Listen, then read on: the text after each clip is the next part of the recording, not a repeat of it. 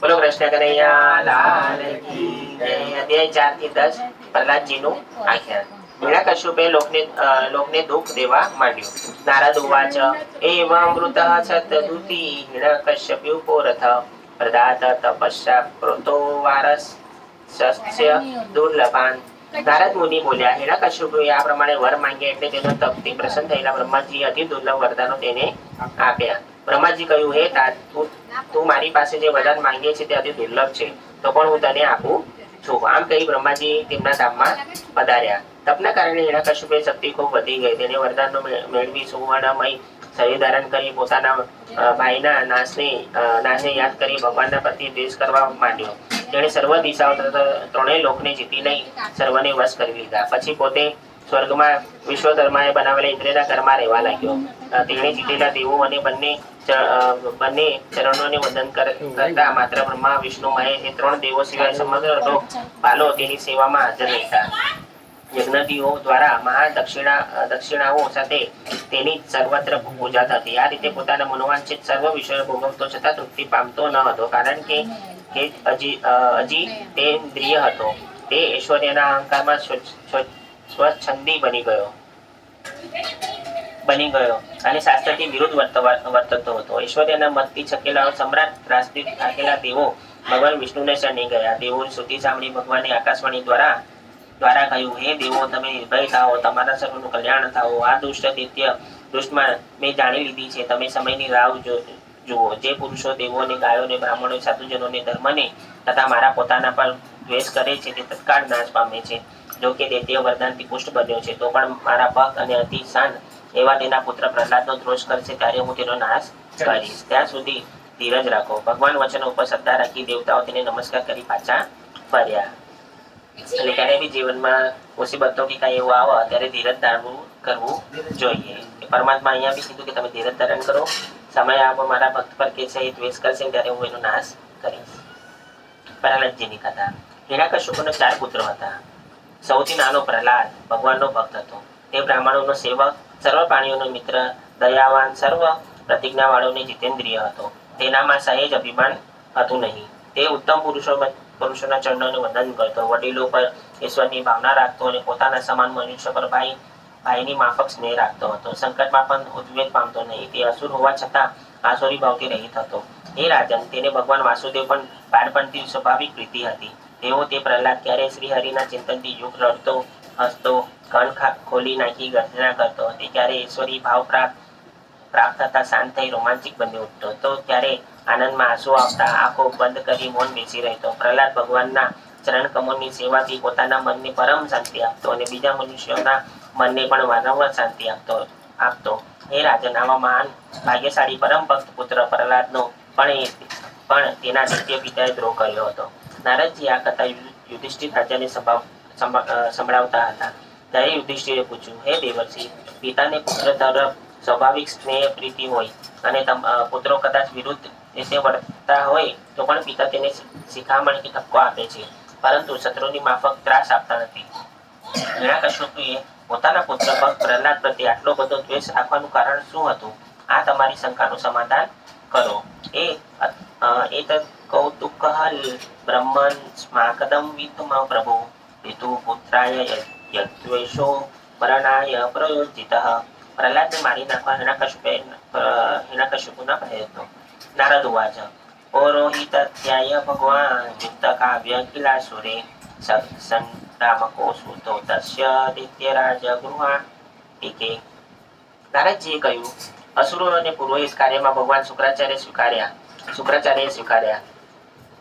તેથી તેમના પુત્ર સન અને અમર દૈત્ય રાજાના નિવાસસ્થાનની પાસે રહેતા હતા। બંને સાથે કામ કરતા, એટલે તેનું નામ સંડામર્ક એવું જોડ્યું નામ થયું હતું। અને બંને અસુર વિદ્યાર્થીઓ ભણાવતા હતા। પ્રહલાદજીના 5 વર્ષ થયા એટલે હિરણ્યકશ્યપે તેને બંનેને બોલાવી કહ્યું, આ બાળકને રાજનીતિ ભણાવો। સંડામર્ક પ્રહલાદજીને ઘેર લઈ ગયા અને ભણાવવા લાગ્યા।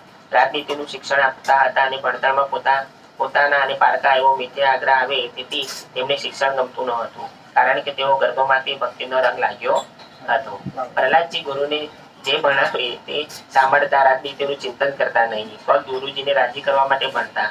એક દિવસ પિતાજીએ મન થયું કે પુત્ર કેવો અભ્યાસ કરે છે તે પૂછ્યું. આ માટે પ્રહલાદજીને ખોળામાં બેસાડીને, હે પુત્ર, તું જે સારું સારું શીખ્યો હોય તે કહે. એકાદ સસુરાટ પુત્ર મકમાર્યો પાંડવ તત્પરચ્છત કથ્યતા અવશ્ય મન્યે સાધુ યદ ભવાન. પ્રહલાદજીએ કહ્યું, ઘર જેવું અંધાર્યું આ ખોડિયું અંધકાર કૂવામાં અધપતનને માર્ગે જાય છે. માટે આ સંસારનો મોહ છોડીને એકાંત જંગલમાં પ્રભુમય થવામાં મનને વધુ આનંદિક અને અલૌકિક આનંદનો અનુભવ થાય તેમ લાગે છે. પરમ કૃપાળુ પરમાત્માના શરણમાં જવું એ શ્રેષ્ઠ માર્ગ આત્માની ઉન્નતિ માટે છે એમ મારા મનમાં થસી ગયું છે. હિરણ્યકશ્યપુની પુત્રની આવી વાત સાંભળીને વિચાર્યું કે બાળકોની બુદ્ધિ બીજાઓના કહેવામાં ભમી જાય છે. વિષ્ણુ તરફ દળતી પુત્રની વાણી તેને ગમી નહીં, એટલે તેને સન્માર્ગને કહ્યું, આ બાળકનું બરાબર ધ્યાન રાખો. વિષ્ણુ પક્ષના બ્રાહ્મણો છુપી રીતે આ બાળકની બુદ્ધિમાં કઈ ફેરફાર ન કરે. પછી દૈત્ય રાજાના પુરોહિત બાળકોને લઈને પછી તેને સમજાવી પૂછવા લાગ્યા, તને આવું કોણ શીખવાડ્યું? તે કહે, બીજા કોઈ બાળકમાં નહીં, પણ તારી બુદ્ધિમાં આવો ફેરફાર ક્યાંથી પ્રવેશી ગયો? આ ફેરફાર સ્વયં થયો છે કે કોઈ બીજાએ કરેલો છે તે જાણવા અમે માંગીએ છીએ. પ્રહલાદજીએ કહ્યું, તમે પોતાના અને પારકા એવો ખોટો ભેદ રાખો છો. જે ભગવાનનું ચરિત્ર જાણવું સહેલું નથી, તે ભગવાનને મારી બુદ્ધિમાં ઉત્તમ ફેરફાર કર્યો છે. તે ભગવાનને હું નમસ્કાર કરું છું. જેમ લોઢું લોહચુંબકની પાસે આપમેળે ખેંચાય છે, તેમ મારું મન પણ છે ભગવાનની પાસે આપમેળે ખેંચાય છે. પ્રહલાદજીનો આવો જવાબ સાંભળી દૈત્ય પુરોહિત તેનો તિરસ્કાર કરી બોલ્યા, અરે, આ તો આપને અપયશ અપાવશે. હવે આ દુષ્ટ બુદ્ધિ કુલાંગ મારા ચોથો અને છેલ્લો ઉપાય તે શિક્ષા શાસ્ત્રમાં દર્શાવી છે. આ છોકરો દૈત્ય રૂપી ચંદનવનમાં કાંટાના ઝાડ જેવો અને દૈત્યોના મૂળમાં ઉખેડવામાં ફરસી જેવો એવા વિષ્ણુને હાથ જેવો થયો છે. દૈત્યોના મૂળ ઉખેડવામાં ફરસી જેવા વિષ્ણુને હાથા જેવો થયો છે.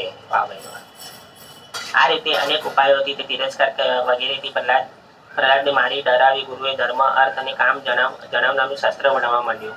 ગુરુએ આ જાણી લીધું કે પ્રહલાદ શાસ્ત્રમાં વિદ્યાર્થી પારંગત થઈ ગયો છે, અને ત્યારે તેઓ એક દિવસ તેને રાજા પાસે લઈ ગયા. પ્રહલાદે પિતાના ચરણમાં વંદન કર્યા, એટલે હિરણ્યકશ્યપે તેને આશીર્વાદ આપી ભેટી પડ્યા અને પરમ શાંતિ અનુભવી. પછી પોતાના ખોળામાં બેસી પ્રહલાદને પૂછવા લાગ્યો, બેટા, આટલા દિવસોમાં ગુરુજી પાસેથી જે કંઈ શીખ્યો હોય તેમાંથી સારી વાત મને કહો. પ્રહલાદજી કહે, શ્રવણમ કીર્તનમ વિષ્ણુ સ્મરણમ પાદ સેવનમ અર્ચનમ વંદનમ દાસ્ય સંખ્ય આત્મનિવેદનમ. વિષ્ણુ શ્રવણ, કીર્તન, સ્મરણ, ચરણ સેવન, પૂજન, વંદન, દાસીપણું, મિત્રતા અને આત્મસમર્પણ, ભગવાન પ્રત્યે સમર્પણ ભાવથી આ 9 પ્રકારની ભક્તિ કરવામાં આવે તેને હું સાચી વાત ગણું છું. 9 પ્રકારની ભક્તિ બતાવી દીધી એના નવદા ભક્તિ. આ સાંભળી હિરણ્યકશ્યપનો ક્રોધ આવ્યો. તે ગુરુ ઉપર ગુસ્સે થઈ બોલ્યો, અરે, આ નીચ બ્રાહ્મણ મારા શત્રુ આશ્રય કરનાર તે દોષ આ શું કર્યું? તે આ છોકરાને આવું અસાર શા માટે શીખવ્યું? ગુરુપુત્રે કહ્યું, એ ઇન્દ્ર શત્રુ, આ તમારા પુત્ર બીજા કોઈએ આવું ભણાવ્યું નથી. આ બાળકની બુદ્ધિ આવી સ્વાભાવિક જ છે, માટે ક્રોધને કાબુમાં રાખી અમને આ માટે દોષિત ન ઠરાવો. ગુરુપુત્રનો જવાબ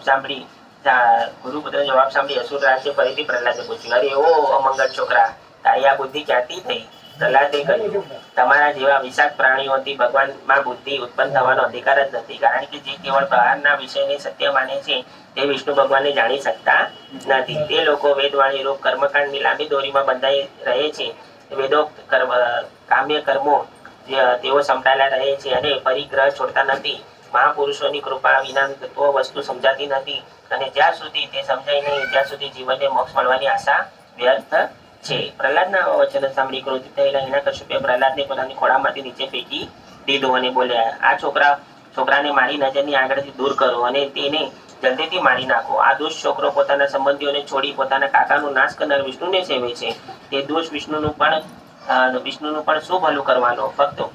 કારણ ફક્ત 5 વર્ષની ઉંમરે તેણે માતા પિતાના સ્નેહ પણ છોડ્યો છે. પોતાનું અંગ જો આખા શરીરનું એક કરનારનું હોય તેને કાપી નાખવું જોઈએ. તેમ આ છોકરાને પણ આપણો શત્રુ છે, તેથી તેને કોઈ પણ ઉપાયે મારી નાખવો જોઈએ.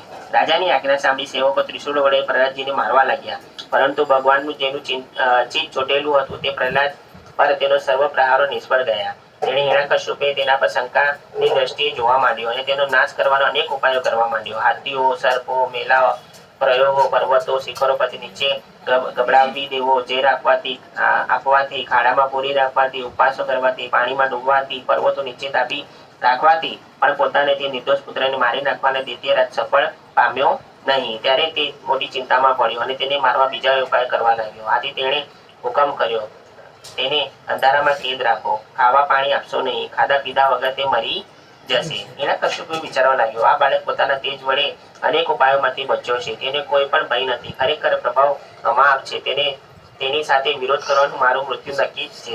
આ વિચારી તે નીચે મસ્તકે બેઠો હતો કે ત્યાં સદામર્ક આવ્યા અને બોલ્યા, હે નાથ, આપણે સ્વયં 3 લોક જીત્યા છે, તેથી આપણે કોઈ ચિંતા કરવા જેવું નથી. 5 વર્ષનો બાળક શું મારવાનો હતો?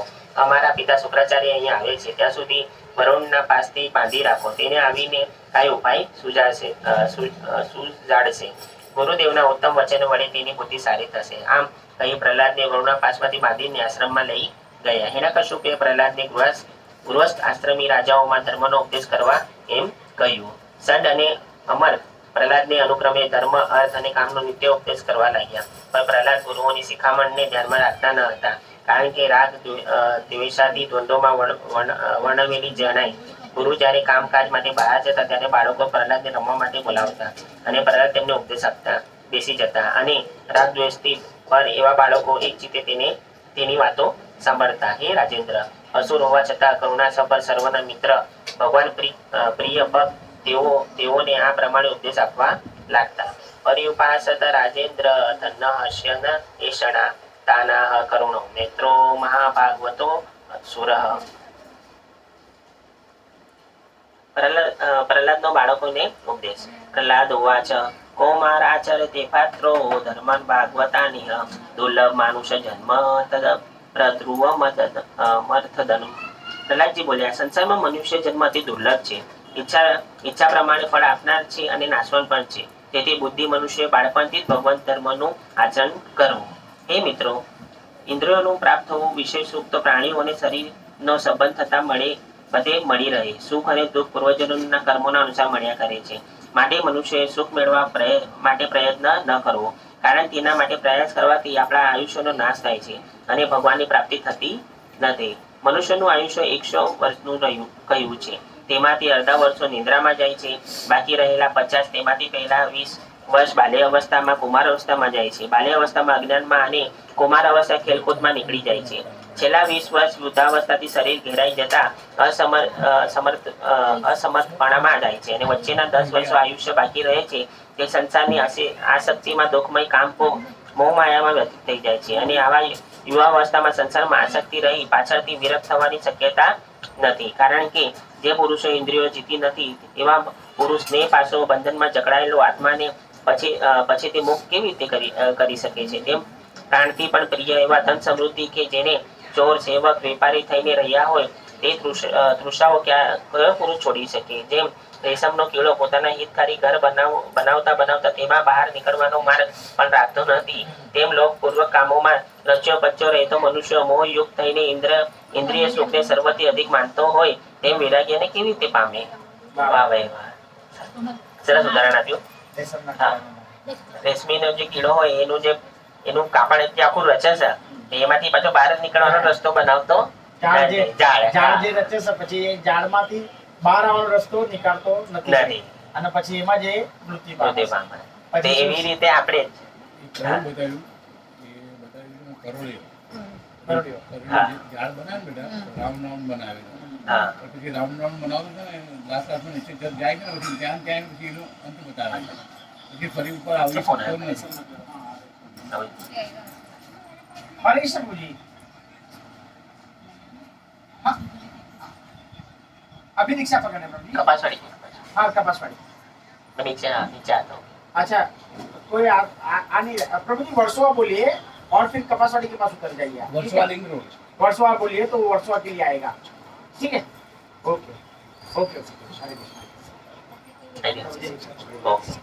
एक ऐसा कपासवाड़ी के लिए कोई आता है नहीं. मैं किधर वर्सोवा बोलिए और फिर कपासवाड़ी उतर जाएगा. વૈરાગ્ય કેવી રીતે પામે? એ મિત્રો, કુટુંબનું પોષણ કરતો મનુષ્ય વિદ્વાન હોય તો પણ આત્મા સાક્ષાત કરવા સમર્થ થતો નથી, કારણ કે તેની ભાવના આ મારું ને આ પારખું એમ ભેદ વાણી છે. તે વિદ્વાન હોય તો પણ મોટની પેટે નરકને જ પામે છે. માટે બાળપણમાં જ ભગવત ધર્મો આચરવા જોઈએ. ભગવાનની પ્રાપ્તિ માટે નાનપણથી જ લાગી જવું જોઈએ. માતા પિતાએ પણ બાળકોને નાનપણથી ધર્મ સંસ્કાર પાડવા જોઈએ. હે મિત્રો, તમે કેવળ વિષય પરાયણ દેવતાઓનો સંગ છોડી આદિદેવ નારાયણની શરણે જાઓ. તે પરમેશ્વર કલ્પનામાં પણ ન આવી શકે તેવા છે. અચ્યુત ભગવાનને પ્રસન્ન કરનારને બહુ પરિશ્રમ પડતો નથી, કારણ ભગવાન સર્વસ્થળે વ્યાપ્ત છે. તેમનું સ્વરૂપ કેવળ અનુભાવાત્મક આનંદરૂપ છે. તસ્મા સર્વેષુ ભૂતેષુ દયા પુરુષો હતૌ આસુરમ ભાવનુચ્ય યથાદૃશ્ય યથોજ્જત. માટે તમે તમારા આસુરી ભાવનાને છોડી સર્વ પ્રાણીઓ પર દયા કરો, જેથી ભગવાન પ્રસન્ન થાય. ધર્મ, અર્થ, કામ શીખવી વિદ્યા કેવળ આજીવિકા માટે ઉપયોગી છે. ભગવાનને પોતાનું આત્મસમર્પણ કરવામાં ઉપયોગી થતી નથી. અનુભવ સુધીનું જ્ઞાન તથા શુદ્ધ ધર્મનો બોધ મેં પૂર્વે દેવતુલ્ય નારદજી ઋષિ પાસે સાંભળેલો છે. દૈત્ય પુત્ર બોલ્યા, હે પ્રહલાદ, તમે કે અમે શુક્રાચાર્યના બે પુત્રો વિના બીજા ગુરુને જાણતા નથી. આપણે આજ સુધી એમની પાસે આ શિક્ષણ લીધું છે. તમે જો કોઈ ગુરુ ઘેર જ રહો છો તો તમે આ જ્ઞાન ક્યાં મેળવ્યું? કારણ તમને પણ કોઈ મહાપુરુષનો સંગ થયો નથી. આ અમારો સંશય છે, તેનું આપ નિવારણ કરો. બાલસ્યાત પુરુષસ્ત મહસંગોદુરગ્નિવ છિંદિષ્ય ન સંશય સૌમ્ય સાત્વે દ્વભગ કારણમ. બોલો કૃષ્ણ કનૈયા લાલ કી જય.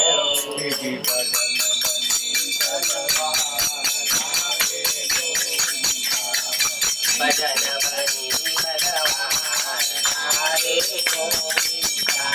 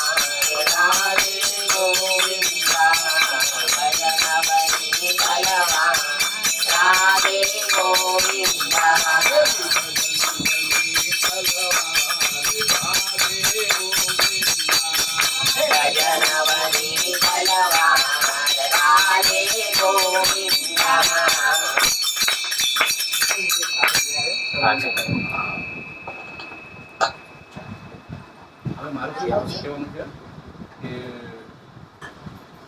કારણ કે પ્રભુજીની માટે વ્યવસ્થા એ જ કરશો આપણે, બરાબર? પણ હવે આ પુસ્તક આપણે હા આપણે બધા બોલો કૃષ્ણ કનૈયા લાલ કી જય. હરે કૃષ્ણ કૃષ્ણ કૃષ્ણ હરે હરે, હરે રામ રામ રામ હરે હરે, હરે કૃષ્ણ કૃષ્ણ કૃષ્ણ હરે હરે, હરે રામ રામ હરે હરે, હરે કૃષ્ણ કૃષ્ણ હરે હરે, હરે રામ રામ. કૃષ્ણ કનૈયા લાલ કી જય. જીતેલ આપણે ભરતી કઈ રહું છે શું કઈ એમાં